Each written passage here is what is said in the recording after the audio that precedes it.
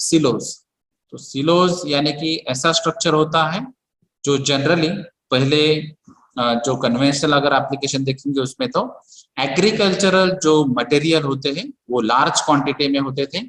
क्योंकि जैसे आपको मालूम है कि एग्रीकल्चर यानी कि फार्मिंग, खेती जो है वो खेती सीजनल बेसिस पे की जाती है,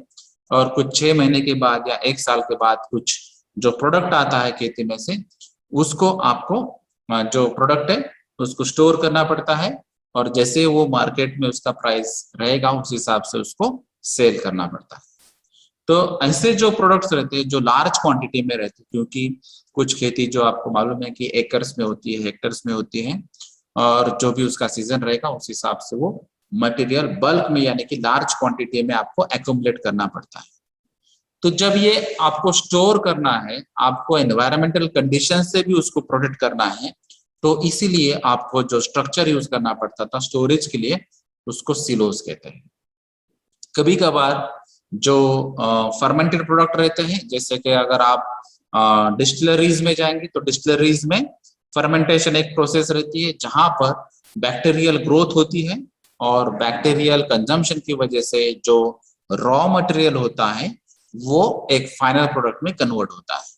क्योंकि जैसे ही फर्मेंटेशन प्रोसेस सक्सेसफुल होगी उसके बेसिस पे उसका क्वालिटी डिसाइड होता है, और उसके बेसिस पे उसकी प्राइस डिसाइड होती है। तो फर्मेंटेशन और फर्मेंटर भी इंपॉर्टेंट होता है, तो ये फर्मेंटेशन प्रोसेस के लिए भी सिलोज यूज किए जाते हैं। तो ये डिपेंड से आपकी रिक्वायरमेंट क्या है और इस हिसाब से आप सिलोज यूज कर सकते हैं। लेकिन जैसे अभी हमने बात की कि ये लार्ज क्वांटिटी मटेरियल होता है, लार्ज क्वांटिटी में होता है, वॉल्यूम भी लार्ज लगेगा, इसीलिए जो सिलोज का स्ट्रक्चर है वो भी यहाँ पे लार्ज क्वांटिटी वाला ही रहेगा। तो ये जो स्ट्रक्चर होता है, तो ये स्ट्रक्चरल जो सपोर्ट्स है वो सपोर्ट्स के लिए भी आपको यहाँ पे सोचना होगा, क्योंकि ये जो सिलोज आप यूज करते हैं तो ये सिलोज का वॉल्यूम कितना होगा, इसमें जो मटेरियल आप यूज करने वाले हैं वो मटेरियल किस टाइप का होगा, और उसका डेंसिटी भी क्या होगा। क्योंकि जैसे अगर आप सॉलिड मटेरियल यूज करने वाले हैं तो सॉलिड के हिसाब से इसका वेट होगा, और वो वेट के हिसाब से आपको स्ट्रक्चर डिजाइन करना पड़ेगा। उसी हिसाब से अगर ये लिक्विड फॉर्म में है,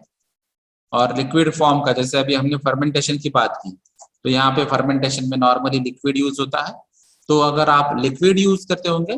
तो यहाँ पे लिक्विड की डेंसिटी आपको पता होनी चाहिए, और लिक्विड डेंसिटी के बेसिस पे आप फिर यहाँ पे उसका मास कैलकुलेट कर सकते हैं, और उसके बेसिस पे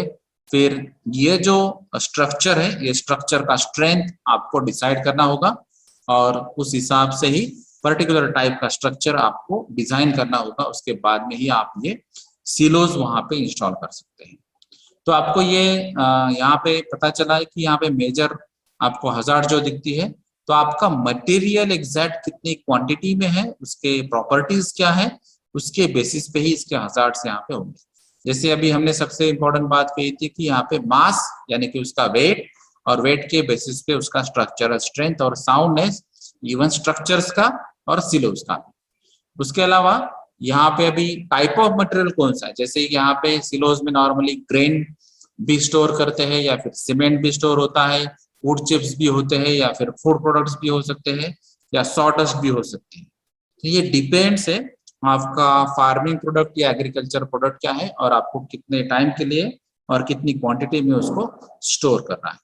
तो ये जब आप हैंडल करते हैं मटेरियल को, आपको लोड करना है सिलोज में, या फिर जब आपको उसको निकाल लेना है यानी कि अनलोड करना है, या फिर जो मटेरियल है वो सेफ है या नहीं उसको ऑब्जर्व भी करना है, तो इसके लिए भी आपको कुछ प्रोविजन वहां पे करनी पड़ेगी।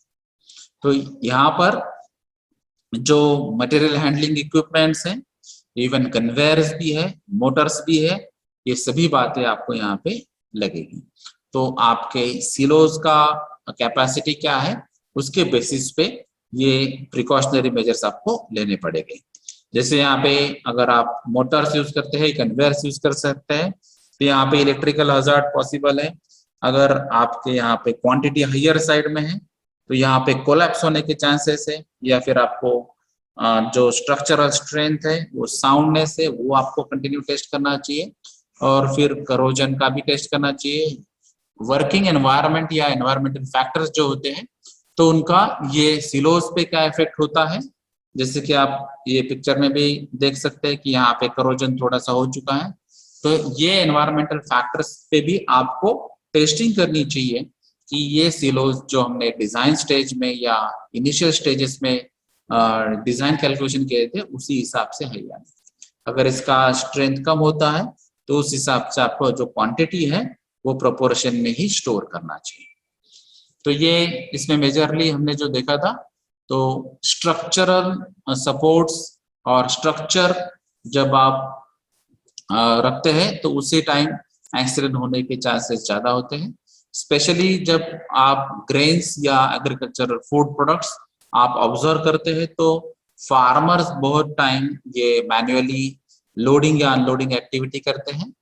और उस टाइम अगर आपकी अनसेफ कंडीशंस या अनसेफ एक्ट की वजह से भी एक्सीडेंट होने के चांसेस, क्योंकि ये सिलोज का हाइट भी ज्यादा होता है, तो यहाँ पे वर्किंग हाइट का भी इशू है। ऊपर से आपका लोडिंग और अनलोडिंग एक्टिविटीज आप किस फॉर्म में करते हैं उसके बेसिस पे भी एक्सीडेंट होने के चांसेस बढ़ जाते हैं। अभी जैसे यहाँ पे है कन्फाइंड स्पेसेस, तो कन्फाइंड स्पेसेस यहाँ पे क्यों आया है कंसेप्ट, क्योंकि जब आप सिलोज की बात कर रहे हैं तो सिलोज में यहाँ पे एक इन और एक आउट उस हिसाब से ही सिर्फ आपको दिया गया है कि जैसे फीडिंग के लिए आपको कोई फीडर के लिए ऑप्शन दिया होगा जो नॉर्मली टॉप से होता है, और जो आपको अगर मटेरियल यहाँ से अनलोड करना है तो उसके लिए बॉटम साइड से आपको जो वॉल है वो वॉल ऑपरेट करना पड़ेगा। तो इसके बीच में जो भी सिलोज का हाइट होता है उसमें बाकी कोई प्रोविजन नहीं है, इसीलिए यहाँ पे ऑक्सीजन डिफिशिएंट एटमॉस्फेयर या फिर वेंटिलेशन प्रॉपर नहीं होगा, लाइट भी कम होगा, इसीलिए इसको ये कन्फाइंड स्पेस में कन्वर्ट हो सकता है। तो यहाँ पे अगर सिलोज की हाइट ज्यादा होती है तो यहाँ पे फॉल के भी चांसेस बढ़ जाते हैं। अगर यहाँ पे आप इलेक्ट्रिक वायर यूज करते हैं या फिर इलेक्ट्रिक मोटर्स यूज करते हैं, इलेक्ट्रिक इक्विपमेंट्स यूज करते हैं, या फिर सिलोज का हाइट बहुत ज्यादा होता है तो ओवरहेड लाइंस जो होती है उसकी वजह से भी यहाँ पे इलेक्ट्रोक्यूशन होने के चांसेस। उसके अलावा है हजार्डस एटमॉस्फेयर, जैसे कि यहाँ पे सिलो गैस या मोल्ड, ऐसे अलग अलग आपके जो बैक्टीरियल प्रॉब्लम्स होते हैं उसकी वजह से भी यहाँ पे इश्यूज हो सकते हैं क्रिएट। तो ये हजार्डस एटमॉस्फेयर क्रिएट कर सकते हैं अगर यहाँ पे गैसेस प्रिपेयर हो। जैसे कि हमने फर्मेंटेशन प्रोसेस के बारे में पढ़ा है, या फिर कोई ऐसे यहाँ पे ग्रेन्स या एग्रीकल्चरल फूड प्रोडक्ट्स है जो शायद कुछ दिनों के बाद यहाँ पे खराब हो सकते हैं। तो ये नॉर्मली खराब होना यानी क्या, बायोडिग्रेडेशन होता है। तो बायोडिग्रेडेशन में भी अगर आप देखेंगे तो इसमें मीथेन के, CO के, CO2 या फिर ऐसे बहुत सारे अलग अलग जो गैसेस है ये गैसेस क्रिएट होने के भी चांसेस हो जाते हैं। तो इसमें से भी अगर आप CH4 यानी मीथेन जैसे प्रोडक्ट्स देखेंगे तो ये कंबस्टिबल गैसेस फॉर्म में है, तो इनका कंबशन भी हो सकता है, यहाँ पे फायर भी कैच हो सकती है। इसके अलावा जो मशीन रिलेटेड एक्टिविटीज होती है उनकी वजह से भी इंजुरीज होने के चांसेस होते हैं। जैसे यहाँ पे अभी लार्ज क्वांटिटी में मटेरियल लोडिंग अनलोडिंग एक्टिविटी है, या फिर क्रेन्स या हॉइस्ट की वजह से थ्रू भी एक्टिविटी हो सकती है, या फिर कन्वेयर आप यूज कर सकते हैं,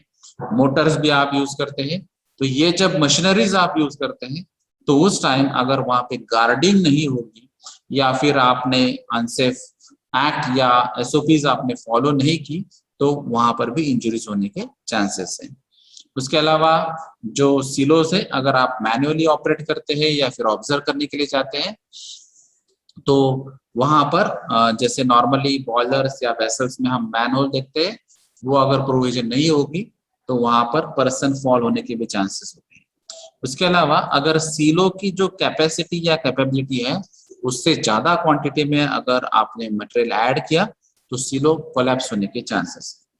या फिर जो आपने सपोर्टिंग स्ट्रक्चर वहां पे डिजाइन किया है उसका अगर डिजाइन ठीक नहीं, या फिर आपने जो मैक्सिमम जो सेफ्टी लोड होता है उससे अगर आप बियॉन्ड जाते हैं तो उसकी वजह से भी सिलो कोलैप्स होने के चांसेस है। और ये बहुत सारे ऐसे